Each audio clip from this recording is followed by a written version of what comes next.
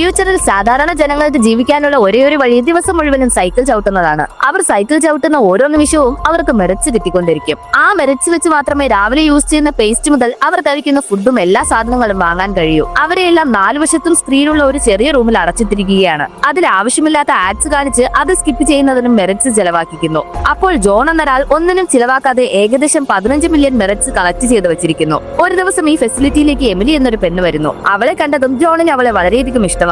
അവളോട് സംസാരിക്കാൻ തുടങ്ങിയവൻ ദിവസങ്ങൾ കഴിയുന്തോറും അവളോട് നല്ല ക്ലോസ് ആവുന്നു. അതിനുശേഷം ഒരു ദിവസം അവളോട് പാടാനുള്ള കഴിവ് കണ്ടവൻ അവളെ ടാലന്റ് ഷോയിൽ പങ്കെടുക്കാൻ പറയുന്നു. കാരണം ഈ ലൈഫിൽ നിന്ന് രക്ഷപ്പെടാൻ ഒരേയൊരു വഴി ആ ഷോയിൽ പങ്കെടുത്ത് ജയിക്കുന്നതാണ്. പക്ഷെ അതിനുള്ള ടിക്കറ്റിന് മാത്രം 15 മില്യൺ മെറിറ്റ്സ് കൊടുക്കണം. ജോൺ അല്പം പോലും ചിന്തിക്കാതെ തന്റെ ലൈഫ് ടൈം സേവിങ്സ് ആയ 15 മില്യൺ മെറിറ്റ് കൊടുത്ത് എമിലിക്ക് വേണ്ട ടിക്കറ്റ് വാങ്ങുന്നു. അവർ രണ്ടുപേരും ഷോയ്ക്ക് പോകുന്നതിന് മുൻപ് പരസ്പരം അവരുടെ ഇഷ്ടം പറയുന്നു. അതിനുശേഷം ആ ഷോയിൽ പങ്കെടുത്ത എമിലി അത്ഭുതകരമായി അതിൽ വിജയിക്കുന്നു. പക്ഷെ അതിൽ വിജയിച്ചവൾ അവനെ ഉപേക്ഷിച്ചു പോകുന്നു.